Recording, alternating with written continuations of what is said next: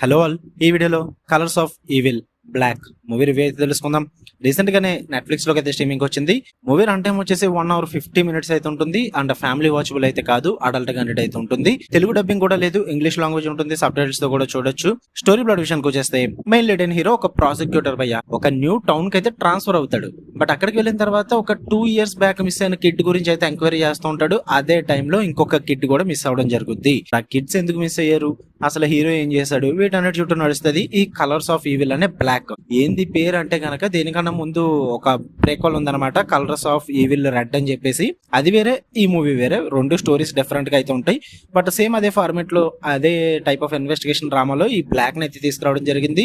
If in case ఎవరన్నా colours of evil red చూడకపోతే కనుక ఒకసారి ట్రై చేయండి భయ్యా, బాగానే ఉంటుంది. ఇన్వెస్టిగేషన్ అదంతా కూడా మంచిగా టైం పాస్ అవుద్ది, వర్కౌట్ అవుతుంది. మరి కలర్స్ ఆఫ్ ఈవిల్ బ్లాక్ ఎలా అనిపించింది అంటే నాకైతే వర్కౌట్ అవ్వలేదు భయ్యా. లిటరల్లీ షెడ్ పంపేహారనే చెప్పాలి. ఫస్ట్ 20 minutes మాత్రం ఆ మిస్టరీ ఏదో జరుగుతుందిరా అన్న ఫీల్ అయితే క్రియేట్ చేస్తారు. అక్కడ వరకు బాగానే వర్కౌట్ అయింది. బట్ దాని తర్వాత వెళ్ళి ప్రొసీడింగ్స్ అన్ని కూడా ఓవర్ గా ట్రాక్ చేస్తూ ఉంటారు. నాకు ఎక్కడ స్లో అనిపించలేదు. నేను డ్రామా బోర్ కొట్టిందని నచ్చట్లేదు అని చెప్పట్లేదు, డ్రామా పీక్స్ లోనే ఉంటుంది. బట్ స్టోరీ కనెక్షన్ అస్సలు వర్కౌట్ అవ్వదు. లాజికల్ చాలా మిస్ అయిపోతారు. అంటే ప్రాపర్ ఇన్వెస్టిగేషన్ అన్నది మీకు కనిపించదు. జస్ట్ ఇట్స్ లైక్ ర్యాండమ్ గా తిరుగుతూ ఉండడం తప్ప మెయిన్ లీడ్ అయిన క్యారెక్టర్ ప్రాపర్ ఇన్వెస్టిగేషన్ అయితే నాకు కనిపించలేదు. అండ్ వీళ్ళు ఏదైతే మిస్టరీ హోల్డ్ చేస్తూ చివరి వరకు తీసుకెళ్తామని చూస్తారో అది కొంచెం ప్రెడిక్టబుల్ గా ఉంటుంది. అండ్ ఓకే, ఒక చిన్న టౌన్ నడుస్తుంది, చాలా పెద్ద మిస్టరీ ఉండబోతుంది అన్నట్టుగా క్రియేట్ చేస్తారు భయ్య. But at the end of the movie చూసుకుంటే మాత్రం ఆ మిస్టరీ చాలా రొటీన్ గా, చాలా ప్రెడిక్టబుల్ గా, ఏంటి దీనికా ఎంత బిల్డప్ ఇచ్చారు మీరు అన్న ఫీల్ అయితే వస్తుంది అనమాట.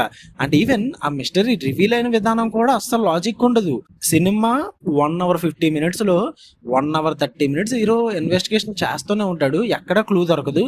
బట్ లాస్ట్ 10 to 15 minutes లో మాత్రం జస్ట్ ఇమాజినేషన్ లో గుర్తొచ్చేస్తుంది అంట హీరోకి. ఇది ఎక్కడ దిక్కుమల లాజిక్ మా ఇంత ఇన్వెస్టిగేషన్ చేసింది ఇంకెందుకు అరువు పొక్క అన్న ఫీల్ అయితే వచ్చింది నాకైతే అంతగా వర్కౌట్ అవ్వలేదు అంతా కూడా.